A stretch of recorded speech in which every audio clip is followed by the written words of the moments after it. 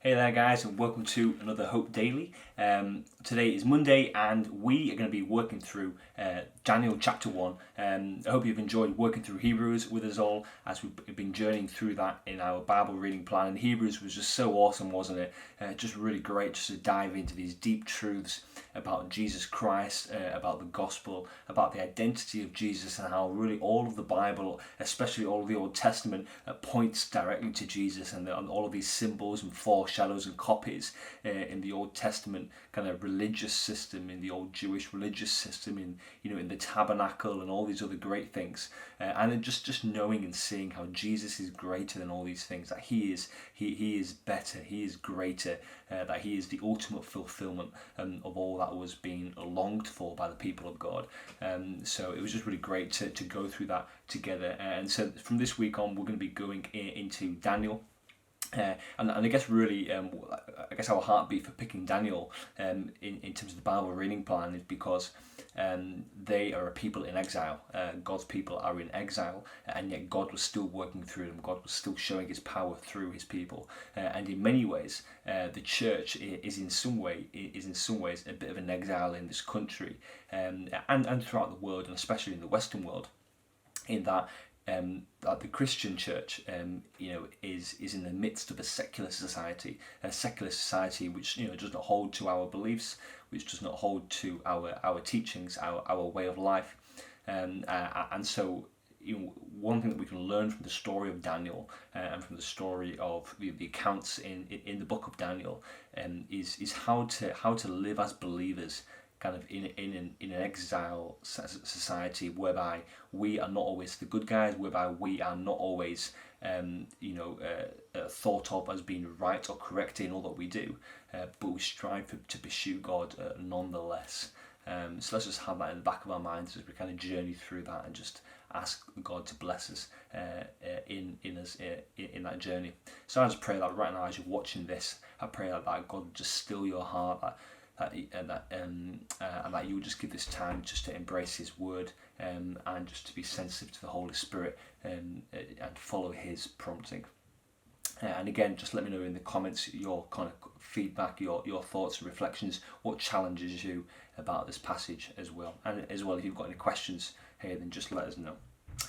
So it says, in the third year of the reign of Jehoiakim, king of Judah, Nebuchadnezzar, king of Babylon, came to Jerusalem and besieged it. So that verse is really important. So that's kind of describing how the kingdoms were split, and then underneath the reign of Jehoiakim, king of Judah, Nebuchadnezzar, Babylon came to Jerusalem and besieged it and took the people captive. And that was them being exiled. That was God allowing the Babylonians to sweep in and to take his people captive because of their rebellion. And the Lord delivered Jehoiakim, king of Judah, into his hand, along with some of the articles from the temple of God. These were carried off to the temple of God, of his God in Babylonia, and put in the treasure house of his God. Then the king ordered Ashpenaz, chief of his court officials, to bring in some of the Israelites from the royal family and nobility, young men without any physical defect, handsome, showing aptitude for every kind of learning, well-informed, quick to understand, and qualified to serve in the king's palace. He was to teach them the language and literature of the Babylonians. The king assigned them a daily amount of food and wine from the king's table. They will be to be trained for 3 years, and after that they were to enter the king's service. So this is exactly what I'm talking about in terms of God's people being in exile, being in a foreign land, is that they were put into this foreign land. We're about to learn in a second that they were given foreign names. So among these, someone from Judah, Daniel, Hananiah, Mishael, and Azariah. The chief gave them new names, to Daniel, Belteshazzar, to Hananiah, Shadrach, to Mishael, Meshach, and to Azariah, Abednego. And we hear about more these guys later on throughout the book of Daniel. So they were in a foreign country which spoke a foreign tongue, a different language. They had different gods, different clothing, different culture, different customs. They were even given different names which represented their culture, so they weren't allowed to use their Hebrew names, or they weren't referred to as their Hebrew names. They were referred to as these Babylonian names, these foreign names. So everything was different. Everything was secular. Everything was completely out of context for where they had been and how they'd lived up to this time. But yet what we see in this chapter is that they still wanted to pursue God, they still wanted to honour God, but yet somehow also honour this new king that they were serving. To serve and to respect, in kind of humble obedience, but also to honour God at the same time. And this is the great challenge that we have in our days, that how do we really honour God with as much as we can, but yet also live as kind of stewards of our society, live as servants of those around us, of those in our neighbourhoods and communities, striving to do both at the same time, pleasing God, but also serving others.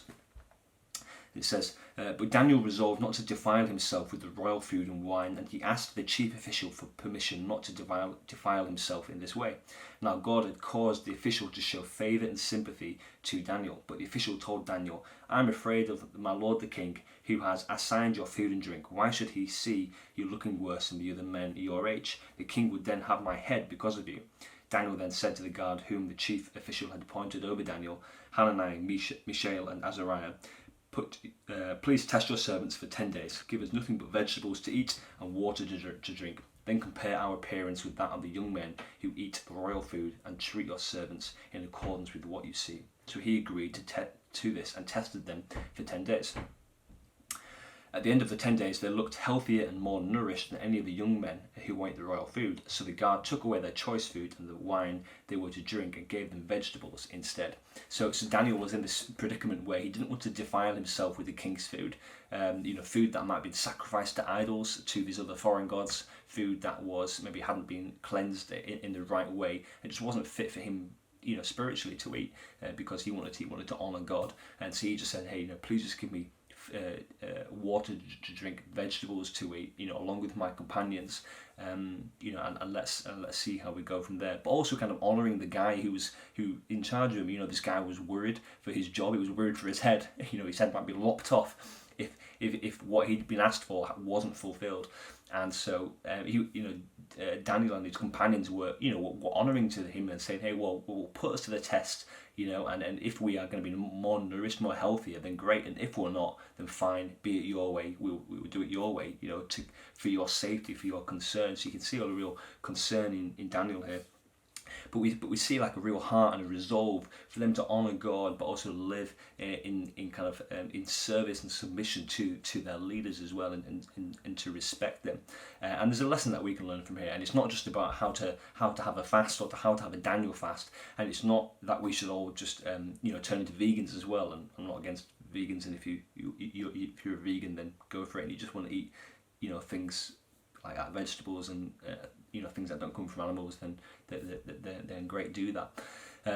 But the principle that we learn from this chapter is not that vegetables are healthier, and it's not how to have a Daniel fast. It's really how to honour God in the midst of secular society.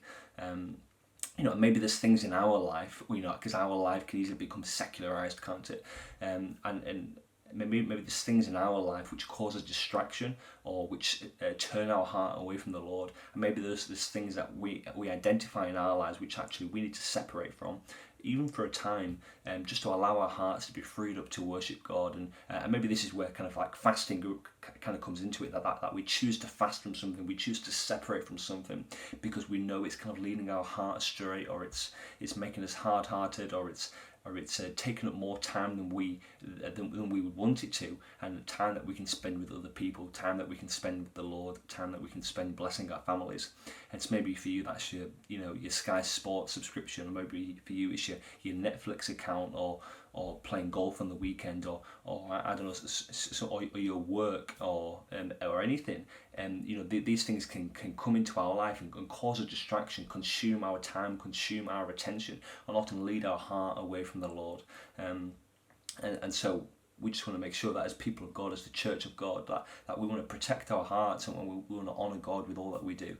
So maybe that's just a challenge for you today, to maybe look at the things in your life and to identify anything that could be leading your heart astray from the Lord, and maybe just to watch out that none of our lives are getting too secularized, and that we still just like first and foremost we belong to God.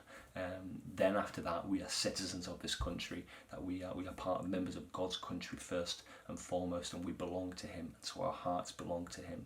And so just as we kind of journey through Daniel, let's just have that in the back of our minds, that really the church kind of is in exile, the church is on mission, and that we have a real heartbeat to live in this secular society, honouring God as much as we can, but also being a blessing and a service and a light to the people in whom we midst and dwell in. So God bless you today. Have an awesome day, and we'll see you soon.